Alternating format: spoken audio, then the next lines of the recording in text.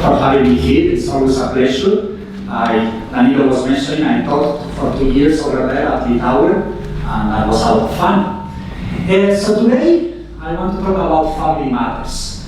And I want to talk about fertility and marriage. And it has been the focus of a lot of my research over the last 3 years or so. Most of it is very academic and a lot of numbers. So what I'm going to try today is distill some of the main lessons over there. I know there's going to be some numbers. Sometimes it's difficult to follow numbers, especially if you hear them with a funny Spanish accent. But hopefully, I will not lose anyone, and we can get all on board with the Q&As. Also, let me point out, my wife jokes that I can talk for 5 hours non-stop about any topic. This is a topic where I could probably talk for 10 hours. So I'm going to summarize a lot of ideas, but please feel free to ask in the Q&A. If I'm not addressing something you think is important, it's probably just because I ran out of time, nothing else. Okay. So, the global fertility crisis. There is a global fertility crisis.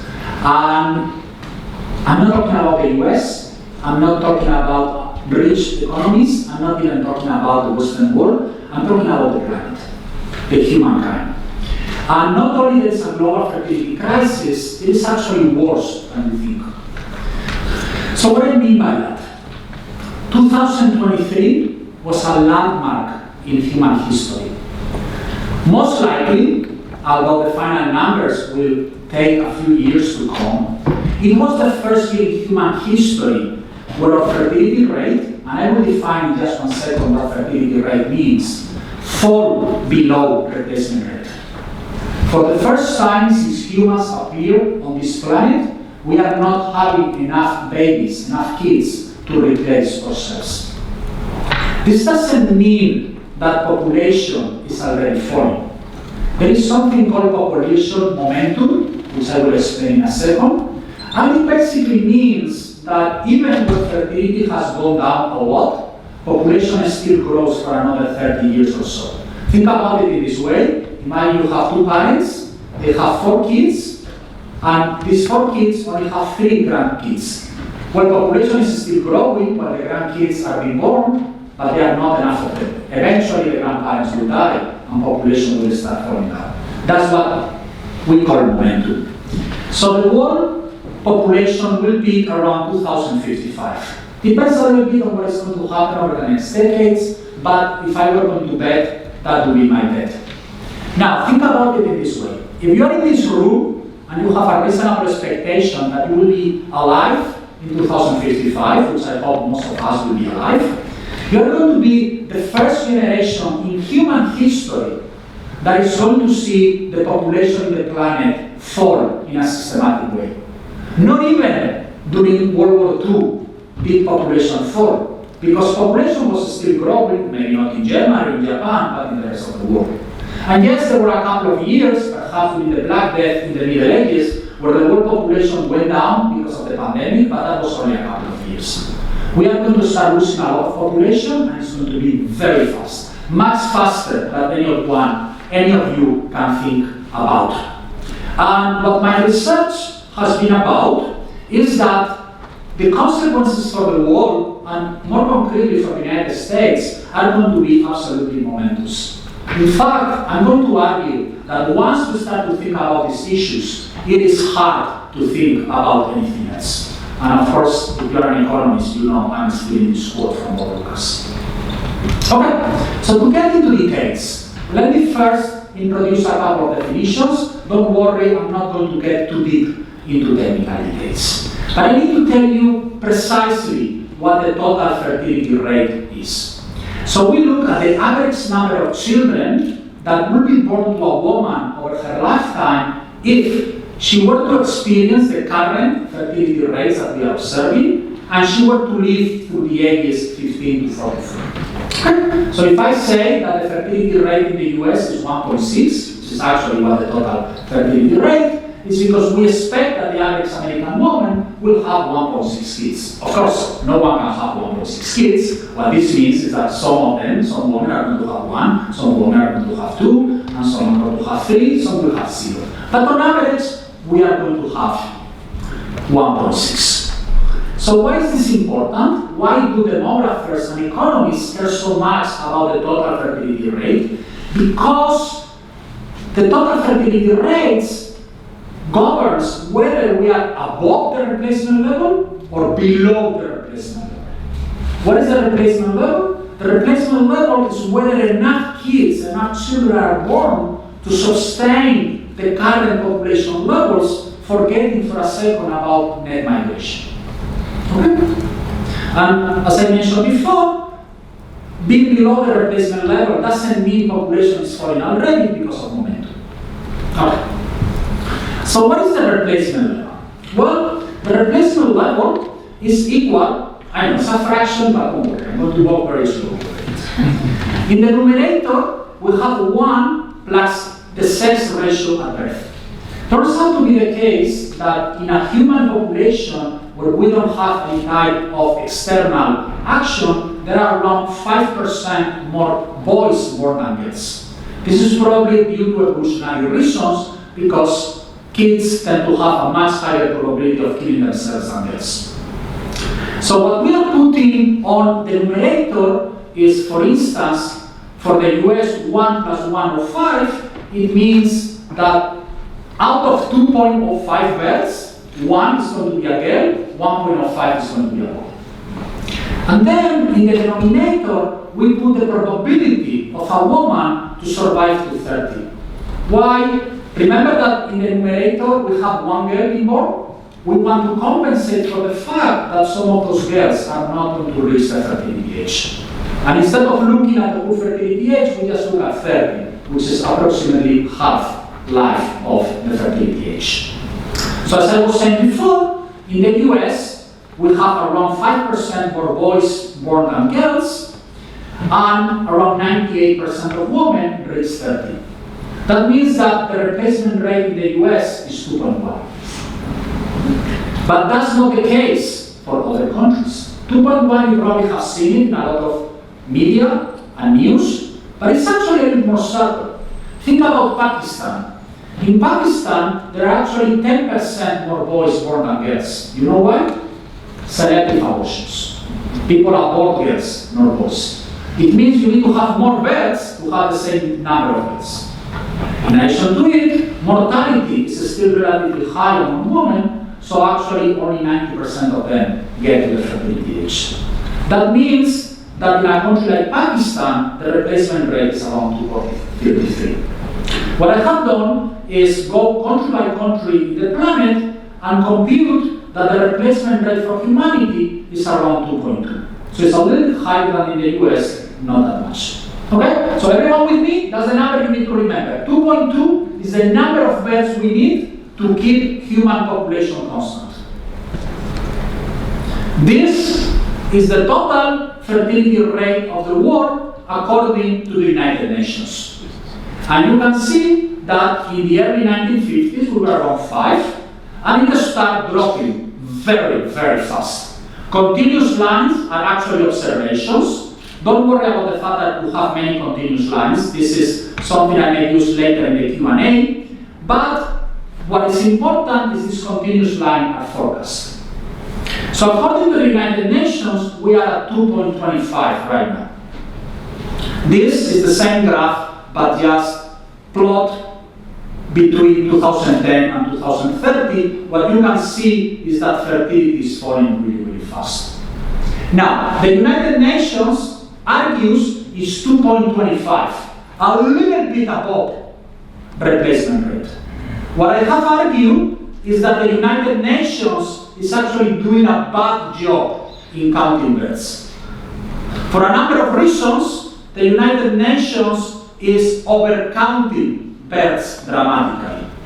This is an example from Colombia.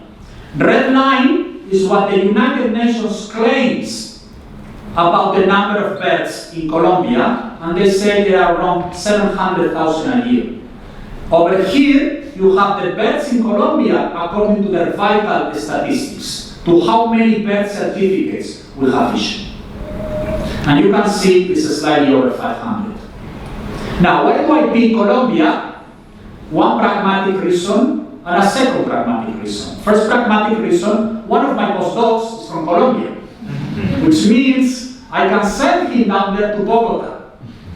Second pragmatic reason, we met with the people from the National Institute of Statistics in Colombia, and they swear over the honor of all their ancestors that they are getting all the numbers right.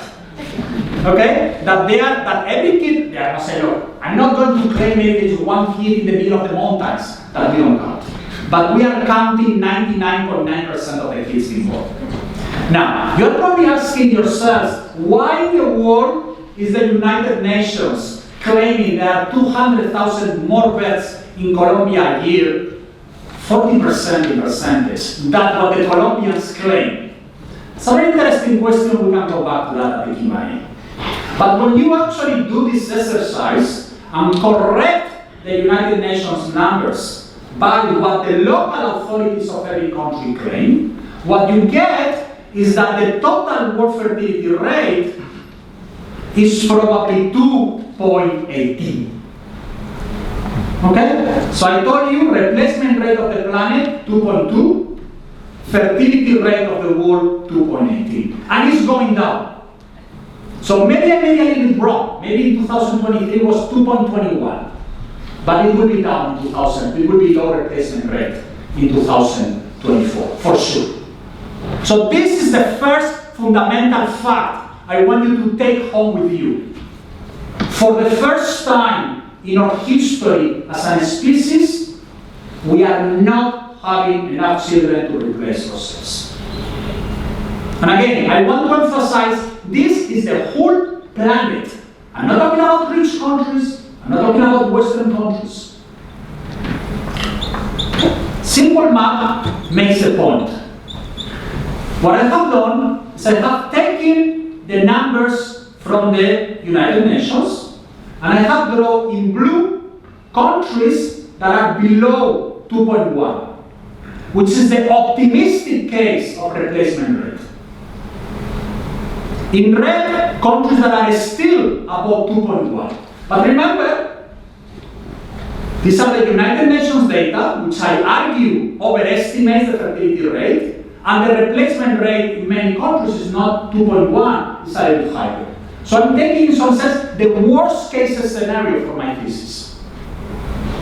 Look at the Americas: Canada, the United States, Mexico, Argentina, Brazil, Peru. Pretty much everyone in the Americas is below 2.1.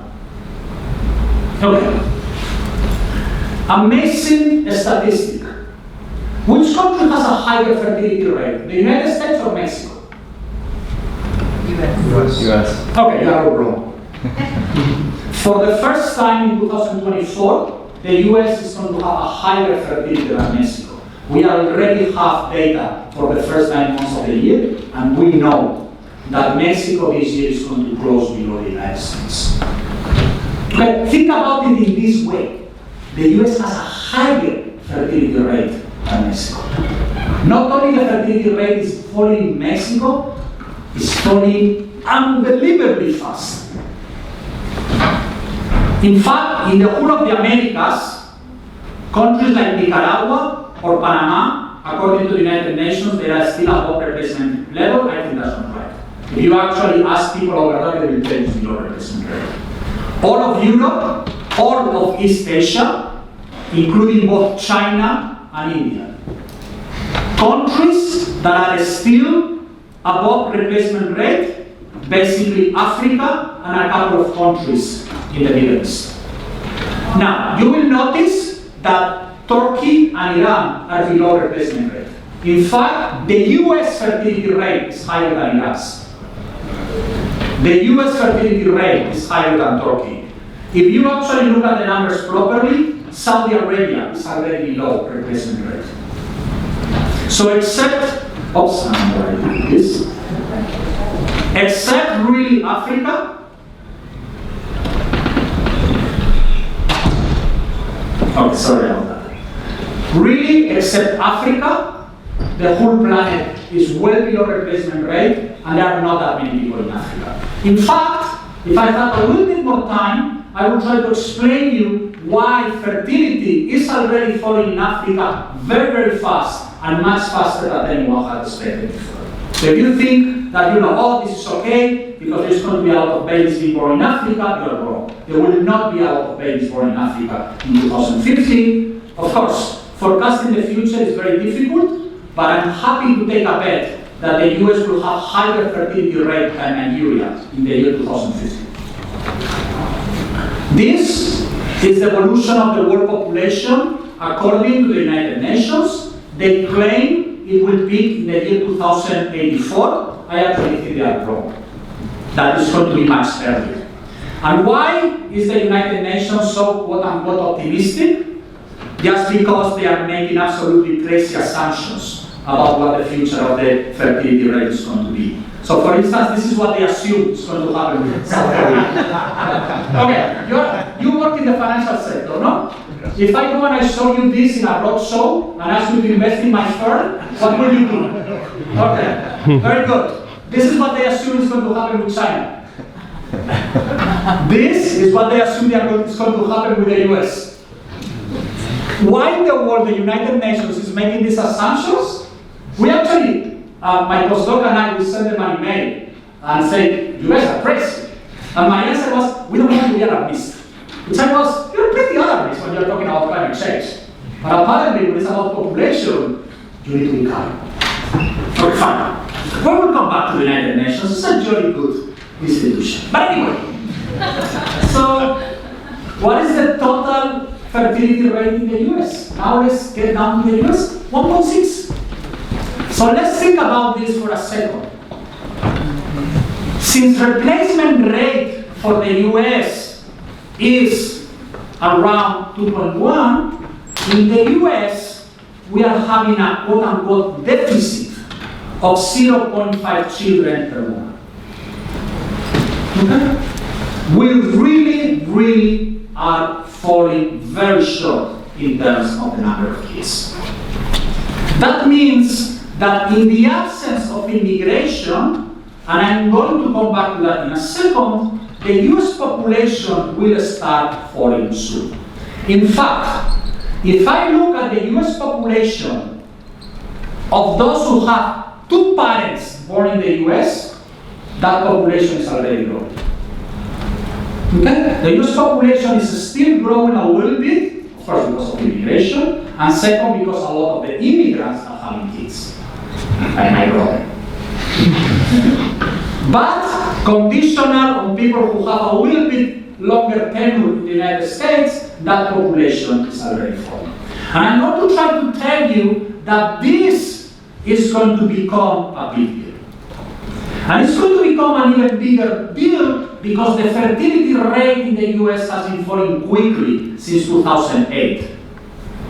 This is the United States. And you can see how the United States was actually doing surprisingly well for a while. It was still slightly above 2, not quite 2.1. And then you can see something happens around 2008, and it has been falling very, very fast. Now, it seems to be stabilizing a little bit, but it's a little bit early to tell. You can see this everywhere already. So do the following. 2008, at 18 years. What do you think is a good idea to add 18 years after 2008? They become adults and can reproduce. Because they will apply to college. The tsunami that is coming to colleges all across the US in very, very soon is going to be tremendous. Just because there are no kids to go to college. They were not born. Okay? You can see the big drop in the number of births. Now, Harvard is going to be okay. So don't worry. You have invested some in these institutions. What is Harvard going to do? It's just going to lower a little bit the threshold for admission. And that means that Harvard will get a few students that otherwise will go to that other institution in Connecticut. And that other institution in Connecticut then is going to get a few students that will go to Northwestern, and all the way down through the quality ladder. Until you get to the bottom, which is going to be the big state schools that are not the flagship campuses and the small liberal colleges. And there is going to be a tremendous wave of closure of these colleges, just because there are not going to be kids to go there. The city of Philadelphia, right now, is struggling with the previous problem, which is 2008 plus 14, which is high school. Turns out to be the case that the city of Philadelphia needs to close 35 high schools just because there are no kids in Philadelphia. And this is creating a lot of problems, because good luck going to your local community and telling all the neighbors that you are closing the local high school because there are no kids. You see how these things trickle down? And what is going to happen with the US fertility? We don't know. Interestingly enough, as I was mentioning before, other advanced economies have much lower total fertility rates than the United States. So the United States is around 1.6. It seems to be more or less handling the situation. South Korea is 0.7. 0.7. And falling down. Now, think about it in this way. Imagine that we have a high school. There are 100 people in this high school. And it's a very funny high school. Because there are 50 boys and 50 girls, and all of them from 50 couples. It's a very, romantic high school. It means that the 100 alumni from this high school will have 35 kids. So in one generation, you will go from 100 to 35. Let's imagine that the second generation, again, this is still a romantic high school.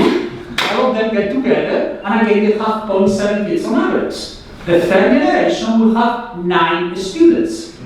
So in 2 generations, we have gone from a high school of 100 students to a high school of 9 students. South Korea is on the cusp of the largest demographic experiment in the history of humanity.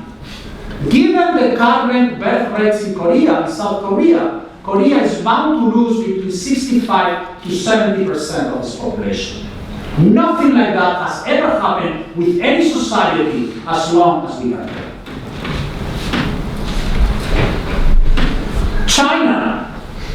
Okay, China numbers are funny because the Communist Party of China has the same approach to accounting as the Enron accountants. So they claim that there were a little bit less than 9 million births, 10 million births in 2023. I actually think they are probably overestimating that by around 1 million.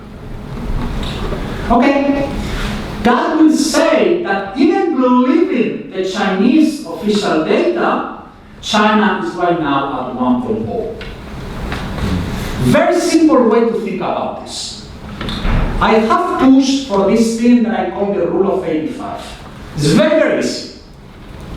Since average life expectancy is 85, you can look at the number of births in a society in any given year and say, if we were going to have the same number of births from this moment on, what will be the long-run population? Well, just take the number of births, multiply by 85, and that's the long-run population.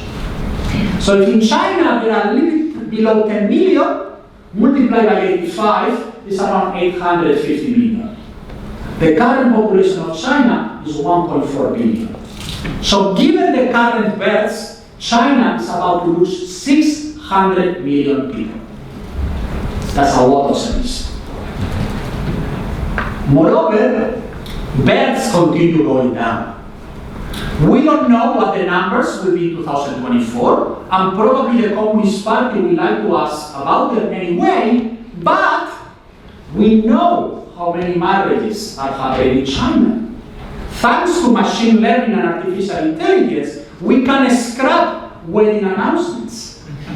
And we know how many people are getting married in China. And China is a country that has an incredibly low level of out-of-wedlock births.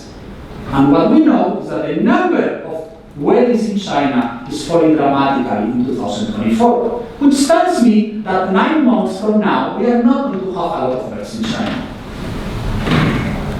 India, again, falling very, very fast, especially in the south of India. Calcutta is probably right now at 0.9. that means that the fertility rate of Calcutta is below Boston, is below New York, is below LA.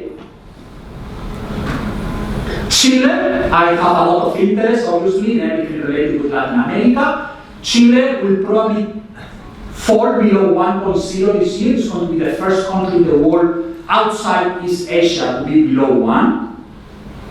And guess what? This is going to be really, really costly. And it's going to be costly for a lot of reasons. So first of all, and I'm afraid those are using a little bit of math, and this is probably not a PDF. Yes. Do you know if we can open this in Acrobat instead of PowerPoint?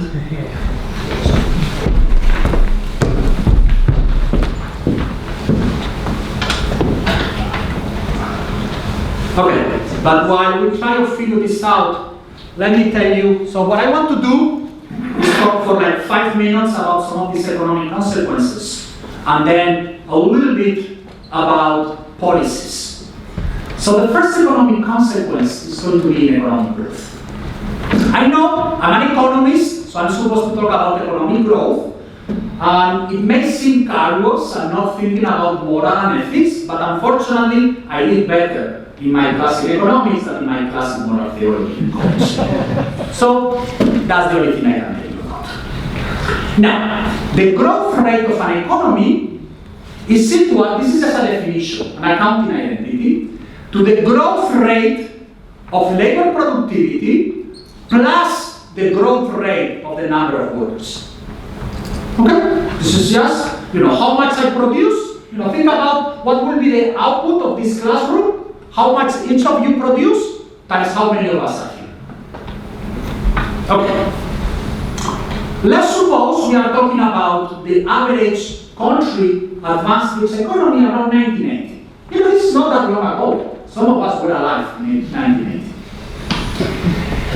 Productivity growth was around 2% a year. The number of workers in the US economy was growing at around 1% a year. So 2% productivity growth, 1% labor growth, total growth of the US economy, 3%.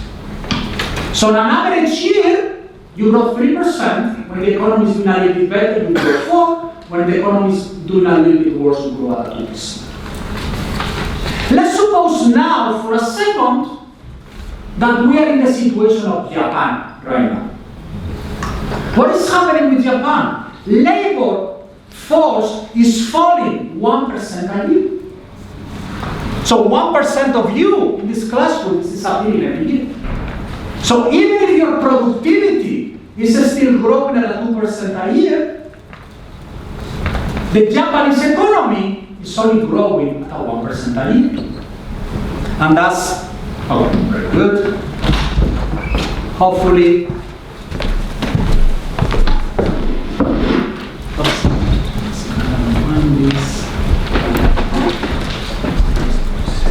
you can see it over there. So the point is that, there you go. You see? So you grow at a 3%, and then there is a 2% of total productivity and a 1% of population growth. But, now this I cannot really open there. I don't see anything over there. But what are the consequences of growing only at a 1%? Because I need to go to the next slide.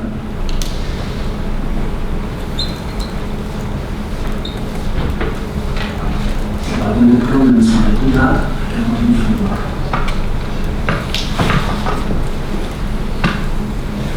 Sorry about that. You see that I don't see the floor. Okay, let's go back to power. We improvise. Come on. Spain has been doing improvisation for 500 years. We can do it for another 15 minutes. Answer. You will believe me if I told you I wrote the formulas beautifully. Okay. Anyway, the point I'm trying to say is that lower population growth is going to mean that the US is going to grow much less, and there is absolutely nothing we can do about that. Absolutely nothing, because it's just fewer people. And why is that important? Well, because if you have some sense of the present discounted value of the US economy, and don't worry very much how I get these numbers, we are going to be around $1.8 quadrillion poorer. Now we're talking about numbers. I'm not talking about, little silly numbers like billions or even trillions. I'm talking about figures that matter, which is quadrillions. It's basically the fact that what I'm doing is I'm taking US GDP and discounting it into present value, considering different rates of growth. Now, of course, you're telling me, but it's also going to be fewer of us. So yes, we are going to lose $1.8 quadrillion, but we need to divide that 1.8 quadrillion, well, in total, the $9.18 trillion into something smaller, but then I'm going to tell you, yeah, and how are you going to pay Social Security? How are you going to pay for national debt? How are you going to pay for the repair of the railroads and the highways and the tunnels here in Boston?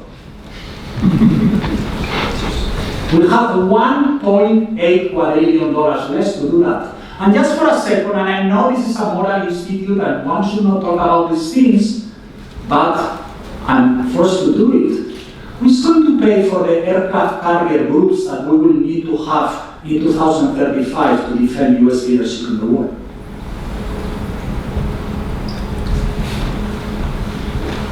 What about immigrants? Hey, let's have more people with funny last names like Fernández-Villaverde. Not so easy as it seems. First, because remember what I told you, that TFR, total fertility rate, is falling everywhere in the world incredibly fast. In fact, and not a lot of people appreciate this, net migration with Mexico is already negative. Yes, the US is getting a lot of immigrants from South America, but they are not from Mexico. If you happen to speak Spanish like me, you will have probably noticed that now when you go to Walmart or Costco, you don't see that many workers filling the shelves over there speaking with Mexican accent. They are speaking with Honduran or Guatemalan accent. And you can tell. Why? Because fertility in Mexico has dropped so much. But fertility in Honduras and Guatemala is dropping very fast, which means there's not going to be a lot of people wanting to leave Honduras and Guatemala in the future. So unless Elon Musk is smarter than we think by building a fleet of spaceships and we will start bringing immigrants from outside the planet, those immigrants are not going to exist. But second, because the number of immigrants that the US will need to bring is phenomenal. We are not talking here about 1 million, 2 million a year. We are talking about 4 million a year. And again, I'm not against immigration. I'm an immigrant myself, but I also went to an old Catholic school where they feed us with a fair diet of Aristotle. And I learned that the virtue is always the balance point. And any society needs to have a well-regulated system of immigration where you bring the reasonable amount of immigrants that you can handle and assimilate at a reasonable pace. And that's not being against immigrants, that's just common sense. Think about South Korea. For South Korea to keep the population constant, South Korea will need to go from being a society that is 100% ethnic Korean, as it is now 99.9%, to a society that is less than 30% Korean. What society can handle that demographic change? It cannot happen. We already seen in Europe people voting to peculiar parties because of the tensions created by immigration. Finally, we live in our welfare state. Some of you may have last names like Antonucci or Kitho. When your grandparents landed in New York or in Boston, pretty much you were on your own. Now there is a welfare state. If I come to the US legally, I have rights to social entitlements. Turns out to be the case that, roughly speaking, in the US, if you're at the bottom of the 70% of the income, you receive net transfers from the government, either directly, like unemployment subsidies, or indirectly through public education. If you're between 70 and 90%, you're a washout, depends on if you have 4 kids versus you have 1. The only people who are net contributors to the welfare state are people in the top 10%. So that's what the welfare state is about. It's about redistribution. I'm not making any ethical, moral, normative statement, but that's what the welfare state is about. It's about redistribution. So every immigrant that comes to the US that is below 70% of the income distribution is a net loss for the welfare state. So if you think that the problems of the US are fixed with more immigrants, no, you are wrong. Our fiscal problems are not solved by more immigrants. And that doesn't say anything about my personal beliefs of how many immigrants we need to have. It's just a pure accounting mistake. Okay, so what do we need to do? If I have 30 minutes and 30 minutes only to meet with the next president of the United States, wherever this person may be, I will only talk about increasing our fertility rate. This is our top national priority. We need to increase our fertility rate to 1.8, 1.9. You're probably asking, why not 2.1, which is the replacement level? I just don't think it's feasible at this moment. Okay, if we could do it, it would be fantastic, but let's try to get back to 1.8, 1.9. And how do we do that? We need to get people married. Okay? I know this is kind of these days a strange thing to say, but yes, we need to get people married. The really interesting observation, the drop in marriage rates accounts for all the recent drop in fertility. So if you look at women who are married, they have the same number of kids than 40 years ago. So the average married American woman still has 2.1 kids. The problem is that around 90 and change percent of American women will get married. Now only 60% of them. Okay? And by marriage, I mean married. I don't mean long-term cohabitation. You need this. Okay? And you need Uncle Leo making a slightly embarrassing toast at the end of the banquet, a tacky white limo with pink flags, and a cheesy honeymoon in the Bahamas. Because, and I have had many of my graduate students looking at that, no, long-term cohabitations do not behave like marriages. Very simple thing, when you get married, you consolidate your retirement accounts. When you don't get married, people keep their 401 separate. Okay? So, despite what Hollywood tells you, it's not the same. If you want to read more, a couple of my good friends, Brad Wilcox, Get Married, and Melissa Kearney, The Two Parents Privilege, make these points very, very carefully. So why married? Oh, and before, if any of you is an economist, and you're thinking selection bias, no, okay? I don't tell you because of selection bias. This is already accounting for selection bias. Okay, that's just a technical, you don't understand what I say, don't worry. Married people are happier people. Okay? Married people are healthier and live longer, especially men. There is nothing worse for a man than being unmarried. My wife went to China for 10 days, not a single food that has the color green I came to my house. As soon as my wife came, she prepared a cucumber salad. Okay? So for a man, that wedding ring is 5 years more. So next time you complain about spending your Saturday afternoon cleaning the garage, that's what I tell myself. This is still an etiquette.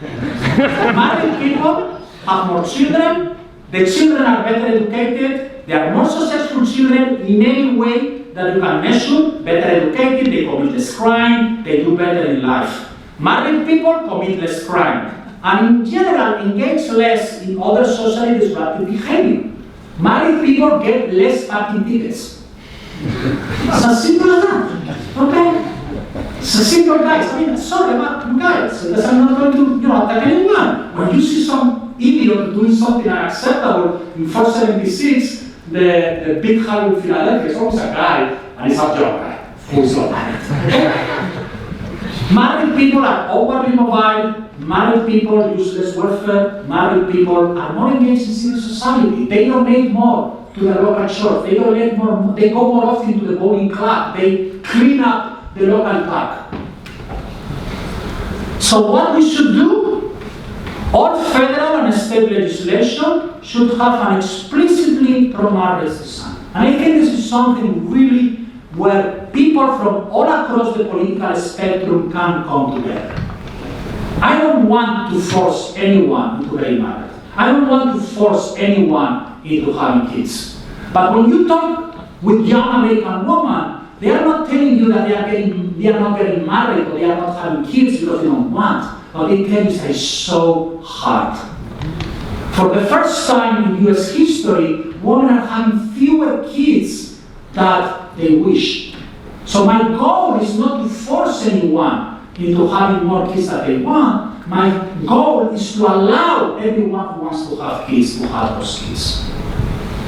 We need to have marriage-friendly taxation. If I divorce my wife and we just continue living together exactly the same way, I will pay way less taxes. That doesn't make any sense. Actually, my wife proposed that to me once, and I said, look, if I tell that to my mom, who is very traditional, she's not alive, unfortunately, she will have heart. So we cannot do that. Just think about my mom's tax. But more things that we need affordable housing, okay? But also more convenient housing in terms of size, transportation. Modern city planning is deeply anti-family and anti-kids. We need changes in education policy.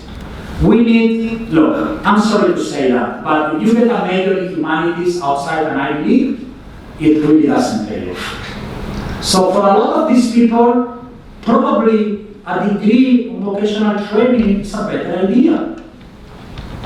We need to change admission policies to top elite universities because we are engaged in a weapons race, in an educational weapons race, where families get their kid out of school at 3 o'clock and they need to get the kid to piano lesson and to fencing and to whatever, and the kid's out there until 8 p.m. And that means you don't have a life. So people respond by not having kids. We need to rethink about how to get people into places like Harvard or Penn. We need to have more school choice, because school choice is good for parents. And when there is school choice, the schools respond much more to the needs of families. Okay, so we got people married, hopefully. Now, how do we get them to have more kids? Well, first of all, I already told you, I think that once we get them married, they will have more kids anyway. But we need to have incredibly generous parental leaves. My favorite policy, 12 months, fully paid parental leave, compulsory, both for the father and the mother. And it needs to be compulsory for both parents, because that's the way in which we are not going to discriminate against women and destroy their careers. The guy also needs to take 12 months off and help at home. We need to have a work-family life balance, and we need to redesign society to make it more children-friendly. This is my favorite example. There is very compelling empirical evidence that child seats lower fertility. Why is that? We are 5 brothers. When I was a small kid, my dad would just put all of us in the back seat, and there we go, on vacation. Now, you need these child seats. It basically means that it's never impossible to have more than 3 kids. Now, I'm not saying let's eliminate the child seats, okay? Don't get me wrong. But my point is we need to think about dozens and dozens of decisions that we have made as a society that have made having children very difficult. And sorry, my first name is Jesus, so I need to quote St. John Paul II, who once made this line, which I repeat all the time: as the family goes, so goes the nation, and so goes the whole world in which we live. And he was 100% right. Thank you.